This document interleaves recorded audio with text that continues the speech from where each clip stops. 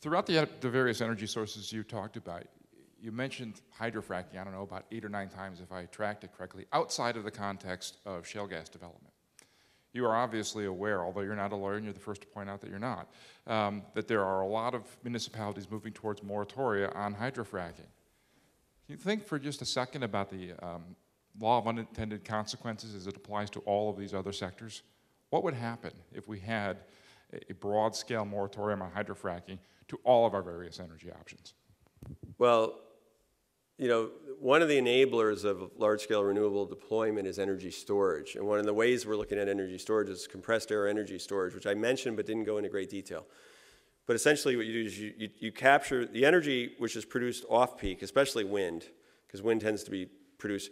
You use that to compress air into rock formations and then pull it back out to turn turbines when you need it.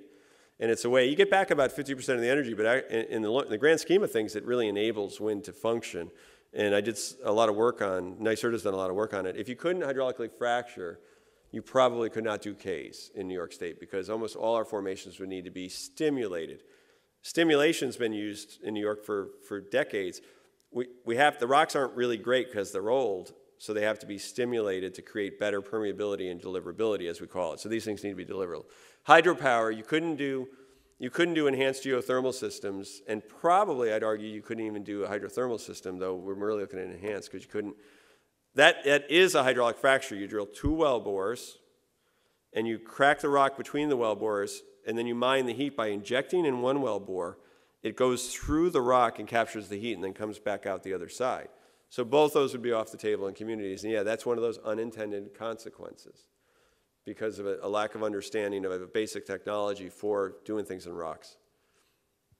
And carbon sequestration is the same in New York. Oh yeah, I forgot about that one.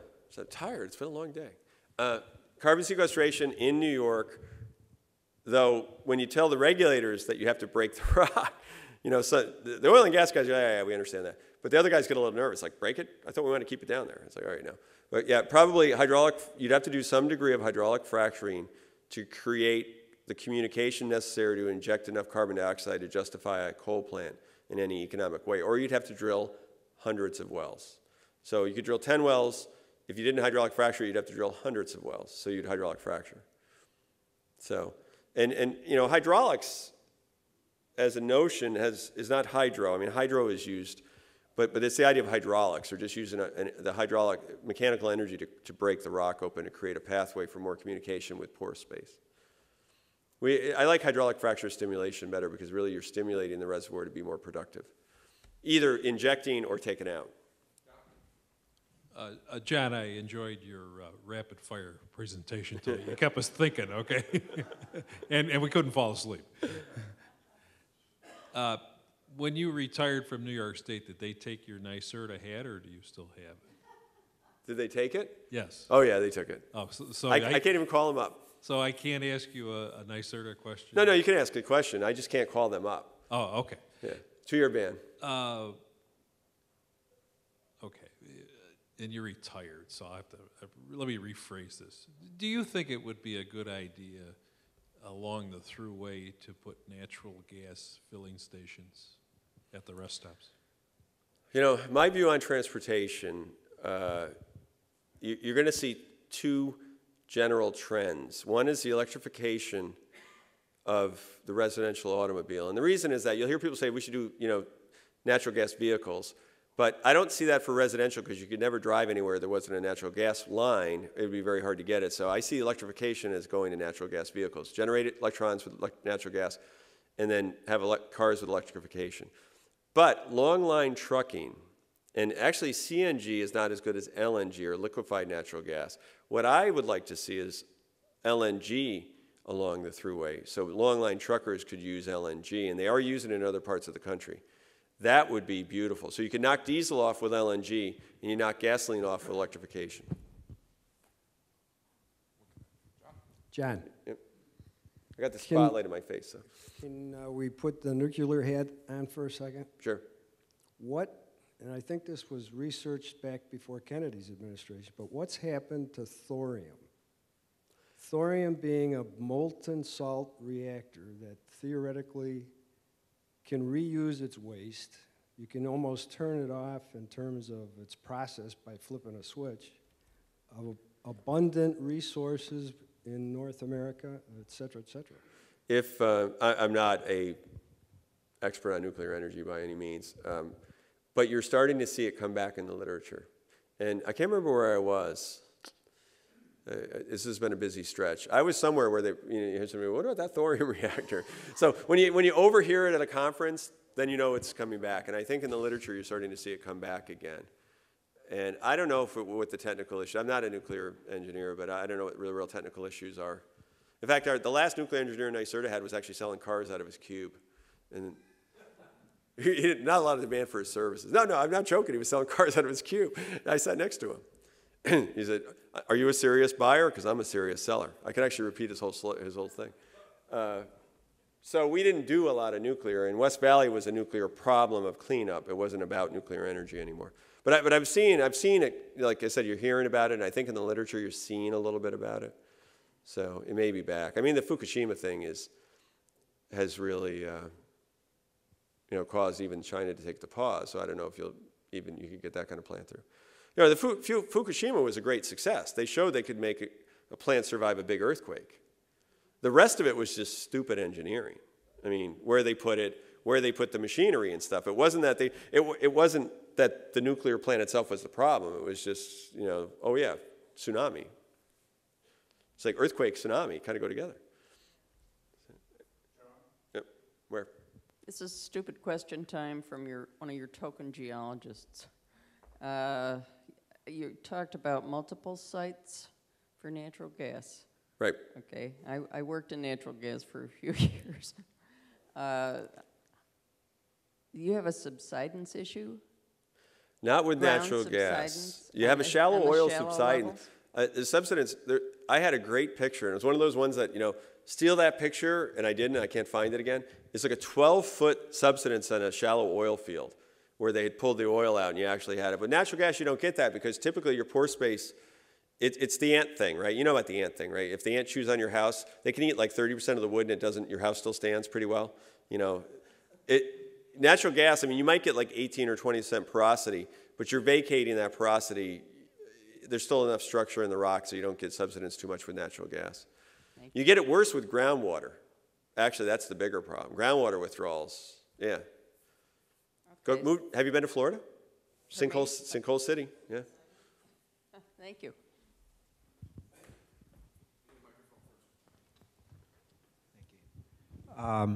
So I guess I'm not quite sure how exactly to frame the question, but what I'm curious about is as energy prices rise, how does that alter the balance of money spent on higher efficiency mechanisms of using energy and people withdrawing from energy use? In other words, like say for instance driving less or something like that. And to what extent could that ever bend the curve, not to use a healthcare example? It absolutely does happen. And there's these points, and the big trick of energy economists is try to figure out what that point is. Especially if you're working for a trading company, you want to make money at it. But there's a clear relationship. I mean, economics works. Supply and demand works. Economics works. Prices get high enough, people change their behavior. It happened in the 70s. It happened in the 80s. The other way. In the 70s, you got more efficient, generally rapid increase in efficiency through the early 80s. Then oil went down to under $10 a barrel, and you had to go the other way. Then it started going back the other way and we became a little less efficient. But generally, society, I didn't have intensity of use up, but against GDP, we typically get more efficient every year. But in population, it tends to be relatively flat. But the U.S. is starting to see that bend, and partly due to the high prices of recent. So yes, it does affect people's behavior. It will affect how they do things. It's an argument for a carbon tax. Behavior modification. It will cause people to change their behavior. But you can't energy efficient yourself out of the problem because you still need something to be efficient with use.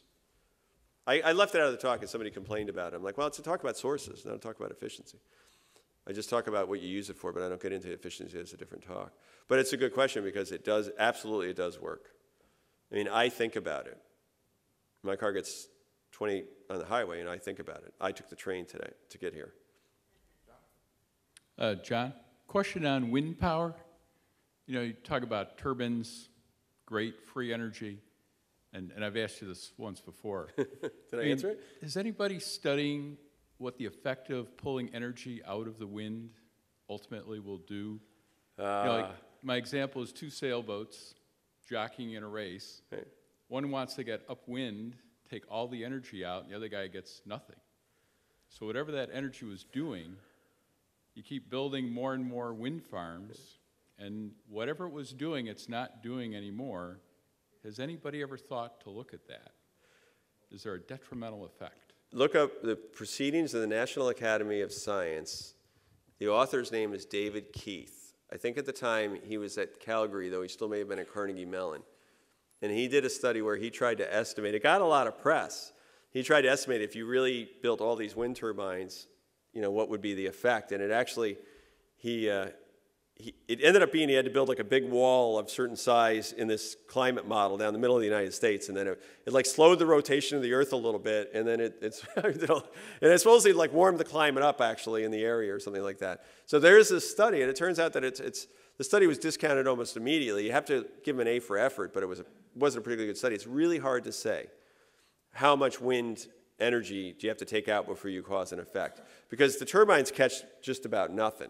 I mean, they really don't take much energy out of the wind. And you can't put them right behind each other for the sailboat thing, but it's turbulence. They have to be far enough apart because you don't want turbulent flow through your wind turbine. So you get them far enough apart, and then they're all back in business. So, I mean, they extract so little energy for so much energy in the atmosphere.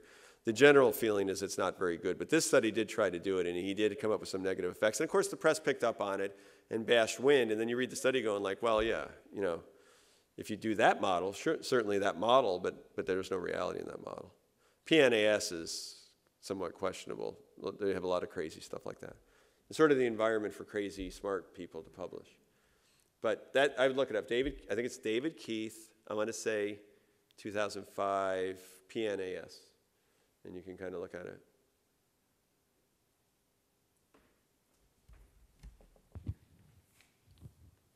Thank you very much. Just lots of questions that could come out. You really get the old gray cells going. Three things just real quickly to pick up on what was just said a little bit ago. America is 3% of the world's population. We consume 25% of the resources. Yeah, I don't think that's right anymore, but we still do. We do a lot more than our population. We sure do. Yeah.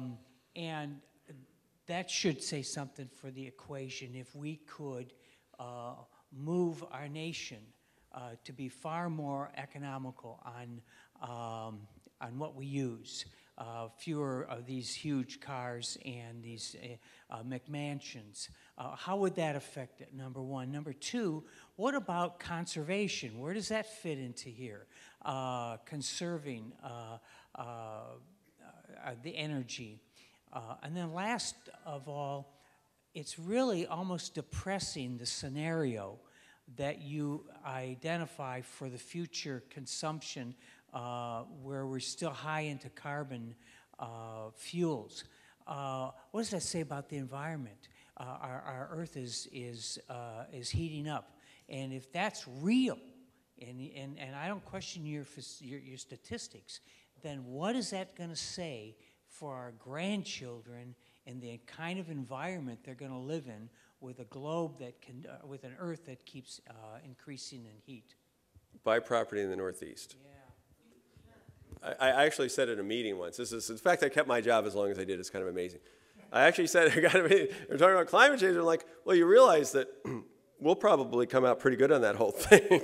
And they said, what? I said, New York. I'm kind of looking at the models, and I say, we come out okay. And they're like, But adaptation is where I'm going. What it says is we will learn to adapt because we're not stopping the train. The only way to stop the train is population suicide. And I actually tell people some of the more rabid environmental groups are really genocidal. The only way you get to what they want is for about half the people on the planet to disappear, and everybody else gets more efficient. Now, I want to point this out. Even if today we did all those things you said, they are coming our way. I think you will see lifestyle changes. I think you will see energy efficiency. We're actually getting much better at it, but it's not happening very quickly because it's hard. It's really hard. And that's why all the 2035 estimates are still fossil fuel based. It's just a lot harder than people ever realized. You know, build a power line. I didn't even get into that. I forgot power lines on my wind slide. Get a power line built in this country right now, outside of Texas. It's almost impossible. And what do you need to really develop full-blown onshore wind resources is an entirely different power grid. You have to build all new power lines because where the good wind is not where we build any power right now. So those are the little things that sort of make you depressed. And I'm somewhat optimistic. I mean,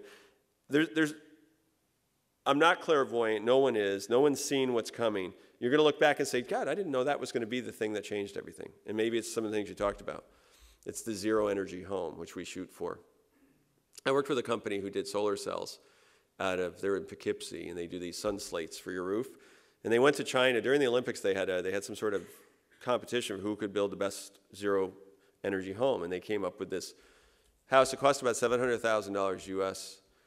That was it. It used zero. It heated. It ran itself. It had solar cells. It had everything, and it was zero. It was a zero energy house that you could actually live in. So you see little inklings of that out there, but they haven't really hit the big time yet. So I like to think more positively. We can A, adapt, and B, we're smart enough to figure something out sooner or later.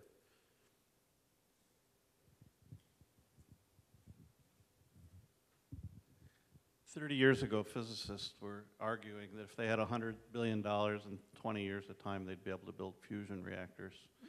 And they don't say that anymore, I don't think. Is there any reason to be optimistic that fusion energy is going to meet our future needs?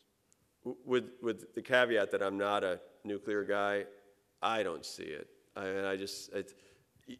You talk about probably one of the most complex engineered pieces of machinery you'd have to make. I just don't see them getting to it. So that's why I kind of had the joke on it, the energy of the future and always will be. So. Excellent, very excellent presentation. You talked about the transportation system, and you thought electric vehicles were I didn't say electric vehicles, the electrification of vehicles. Okay, all right. Maybe you could.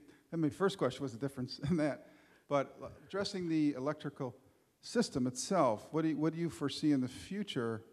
As coal is obviously is still close to 50% or less, and I gather from your comments that coal is a big problem still, and certainly from an environmentalist point of view, which I definitely come from.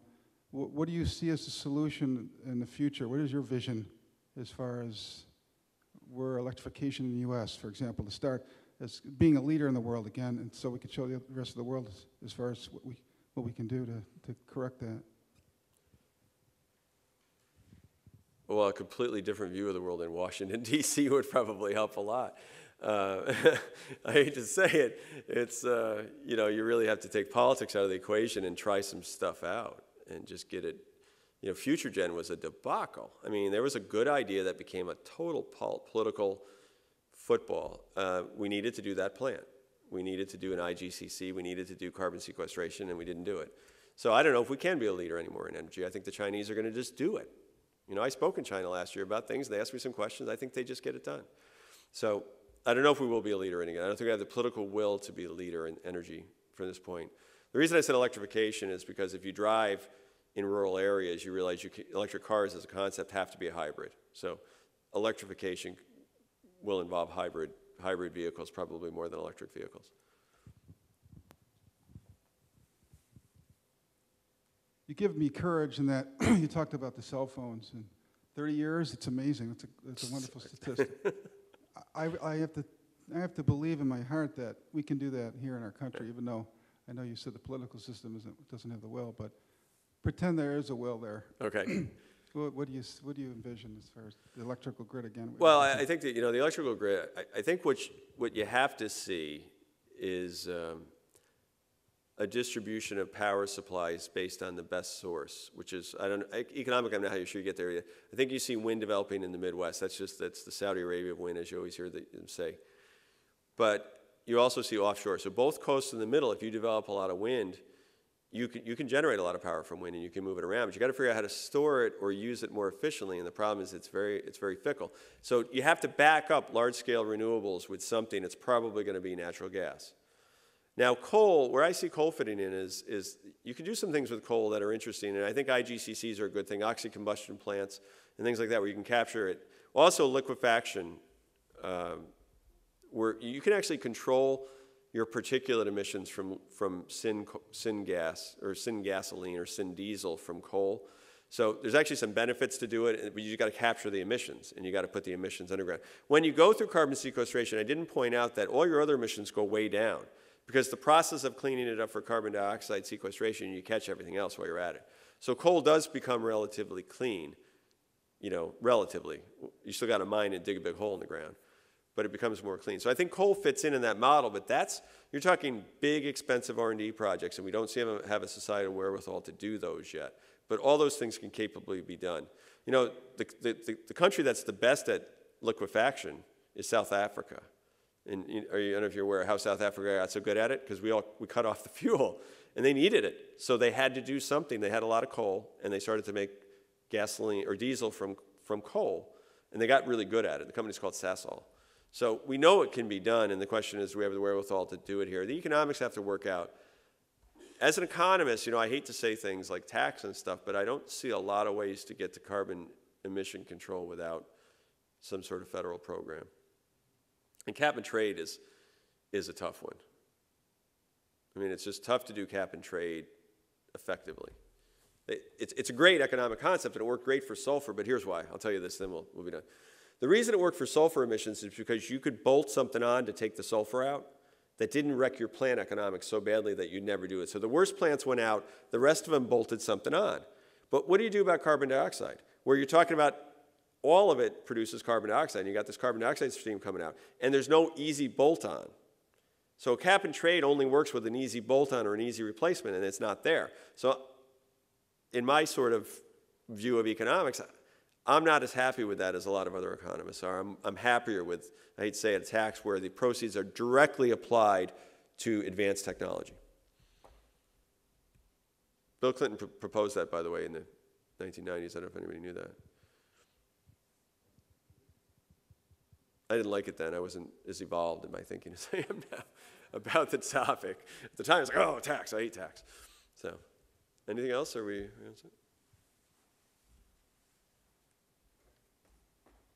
It's my third talk this week. I'm running out of steam. So if we could, you know, so it sounds like you're saying that carbon sequestration is a hope for the future. It has potential. It has potential, okay. So let's say that we could wave our hands and do that now. Magic. It's happened. So what would that mean in terms of, you know, how it would change how it would work? And also, it seems like technology's always got little surprises, let's say. So I'm curious, where would the surprises be, do you think, or do people think, for carbon sequestration? And maybe how big would those surprises be, like awkward things? Well, I think the biggest risk of carbon dioxide sequestration is that you end up, there's a lot of geologic risk in the equation that can affect how big your plant can be, and you missize it. And missized coal plants are really bad. So you have to do a lot of characterization, and the real surprise is you just didn't do a very good job. The other problem with injecting anything is if you get too hot on it and you inject too much, you'll cause seismicity. And in Avoca, New York, when they were testing a brine injection for a gas storage project, they actually induced seismicity. So that's the one, when that starts happening, people really hate that.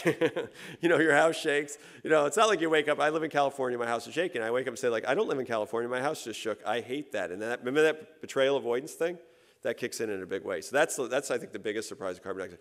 The other problem with carbon dioxide sequestration is you know that commercial, that Geico commercial, because how could you miss it? Because they're all the time. But the three people trying to do the tango, which is like the dumbest one of all. But it's the same thing.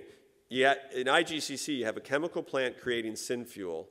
You have the power plant generating power. and it's a combined cycle plant, so it's complicated. And then you have the carbon sequestration system, and all have to dance at the same time. If any one of them stops dancing, it's not working anymore. So the big surprise is that we just can't make it work, and that's why we need to do demos. But I think the idea of injecting a lot of carbon dioxide and not, you know, and nothing happens. I don't worry about release, by the way. It's a fairly insignificant geologic risk unless you do, you know, unless you have old wells or something that could bring it up. Carbon dioxide, unless it's concentrated, is not a poison. It's an asphyxiant.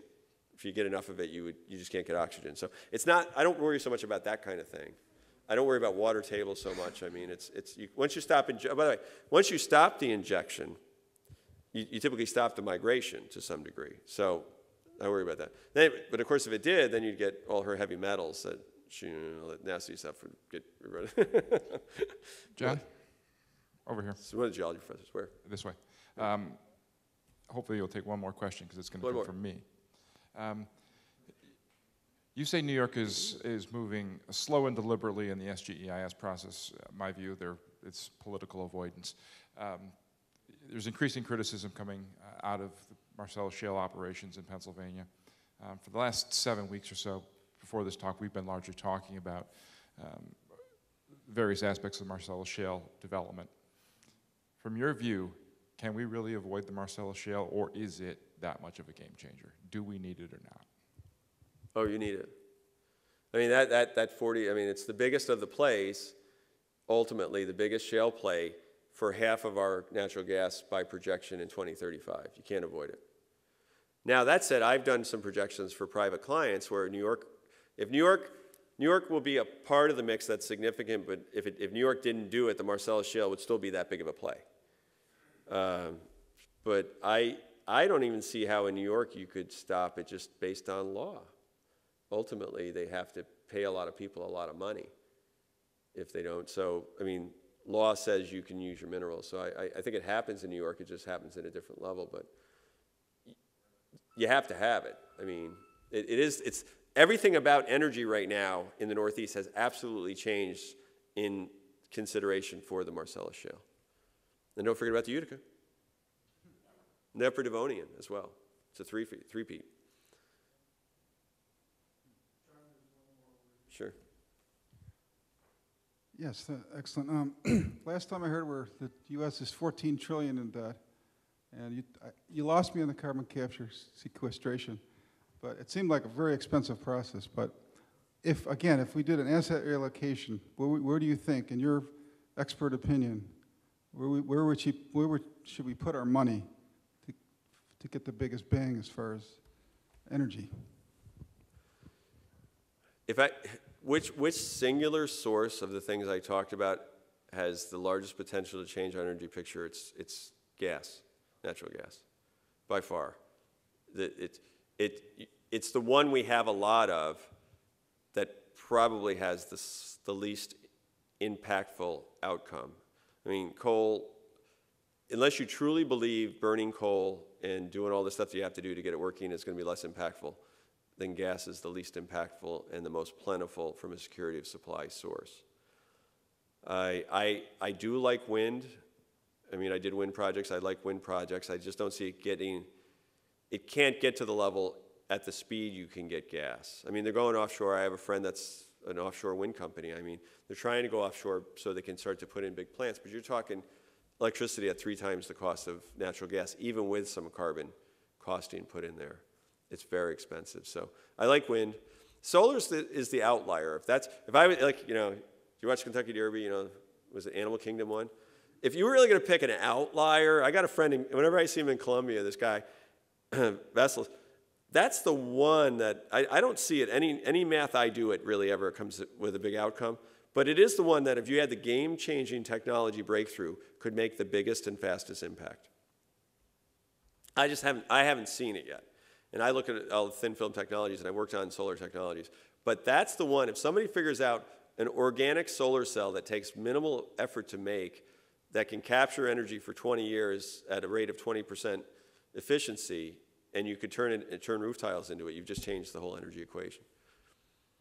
But it's not there yet, and I don't know if it's going to be there. Because an organic cell, you wouldn't need all that mining stuff except for the balance of systems. No more questions? Well, No, you don't have to ask. That's absolutely the last question. So you've been looking at the energy system for a lot of years, and I'm wondering, looking back, what do you think, had somebody said it to you 20 or 25 years ago, that's a reality now, is the biggest surprise, if that makes sense?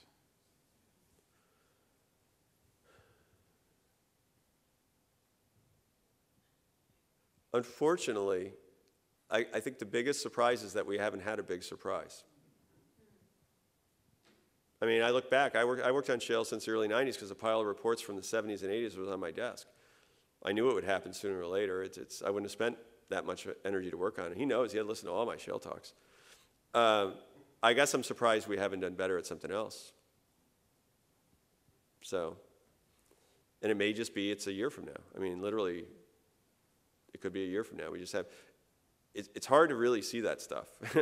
But that'd be the biggest surprise, that we haven't had a big surprise. All right, thanks very much.